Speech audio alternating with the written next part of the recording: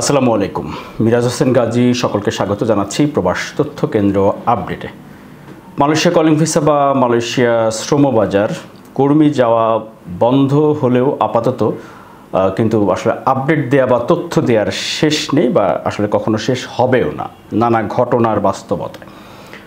আজকে খুব সাদামাটাভাবে খুবই সংক্ষিপ্ত আকারে গুরুত্বপূর্ণ কয়েকটি বিষয় কাট একেবারে আপনাদেরকে জানাতে চাই।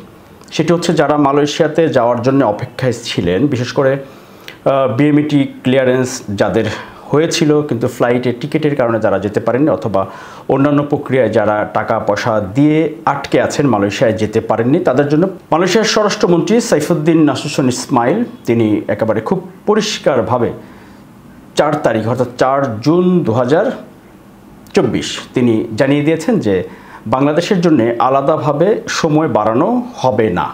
যেহেতু সোর্স কান্ট্রি অর্থাৎ উৎসদের যেসব দেশ মালয়েশিয়াতে কর্মী পাঠায় এমন দেশের সংখ্যা 15টি দেশ, সেই 15টি দেশের জন্য তাদের একই নিয়ম একই নীতি কর্মী নেওয়ার সময়সীমা যেই 31 মে 2024 তারা বেঁধে দিয়েছিলেন আগেই যেই ঘোষণাটি ছিল সেটির কোনো পরিবর্তন তারা আনছেন না। তার মানে যারা মালয়েশিয়া যাওয়ার অপেক্ষায় ছিলেন 2024 সালের মে মাসের 31 তারিখের আগে যারা বিভিন্ন পর্যায়ের প্রক্রিয়ায় ছিলেন, মালয়েশিয়া যাওয়ার অপেক্ষায় ছিলেন, তারা আপাতত মালয়েশিয়াতে আর যেতে পারছেন না, বাংলাদেশি কর্মীদের জন্য আর সময় বাড়াচ্ছেন না। এটি পরিষ্কার কথা। অনেকেই ফোন করছেন, SMS করছেন যে ভাই তাদের সাব এজেন্ট বা তার পরিচিতজন বা মাঠ পর্যায়ে সাদামাটাভাবে অনেকেই বলছেন তাদের দালাল তাকে বলেছে সময় বাড়াবে বা যেতে পারবেন এই ভিসায় সেই ভিসায়। মালয়েশিয়াতে কাজের জন্য আপনাকে যেতে হলে কলিং ভিসায় যেতে হবে, আর সেই কলিং ভিসায় এখন আপাতত প্রবেশ করার আর সুযোগ নেই, সময় নেই নতুন কোনো সরকারি আনুষ্ঠানিক ঘোষণার আগ পর্যন্ত। এরপরে যে কথাই বলুক না কেন সেটি মিথ্যা, প্রতারণা বা আপনাকে তারা ঠকাবে।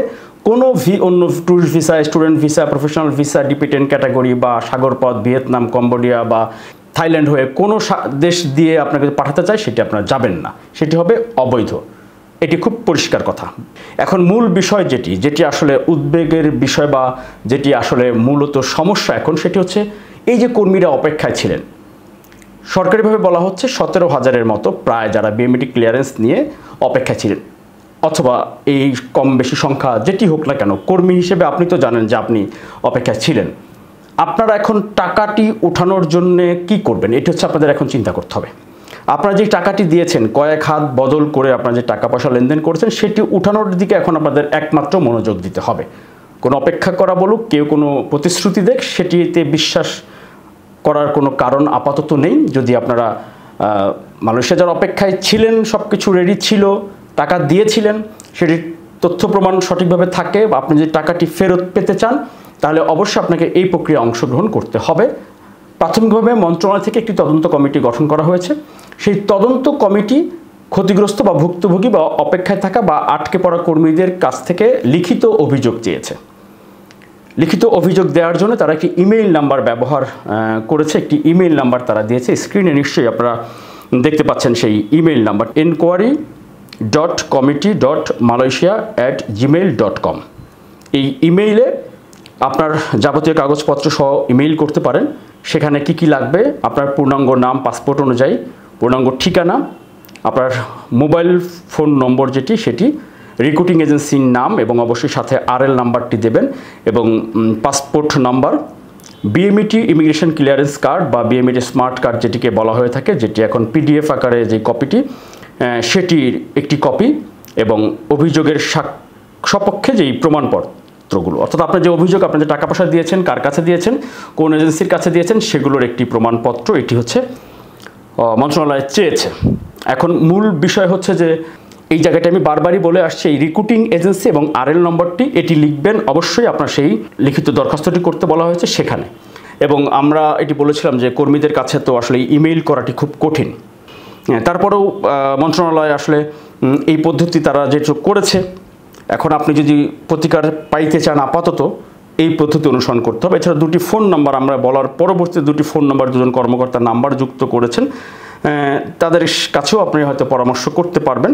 সেই নম্বর 2টি স্ক্রিনে আপনারা নিশ্চয়ই দেখতে পাচ্ছেন।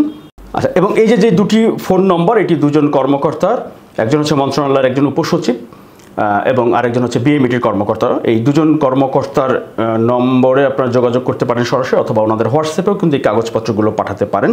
পিডিএফ আকারে একটি পিডিএফ ফাইল করে এরপরে পাঠাবেন, যাতে আপনার অভিযোগটি বা আপনার কাগজপত্রগুলো একটি ফাইলে থাকে। এই জন্য কোনো কম্পিউটারের দোকানের সহযোগিতাও নিতে পারেন। আপনি যদি ভুক্তভোগী হন, ক্ষতিগ্রস্ত হন, অবশ্যই আপনাকে অভিযোগ দিতে হবে, এটুকু কষ্ট আপনাকে করতেই হবে। আর সরকারি যেহেতু নিয়ম এটি, এর বাইরে তো আসলে আপাতত কিছু করার নেই। বিদায় নিচ্ছি এ পর্যায়ে এটুকুই।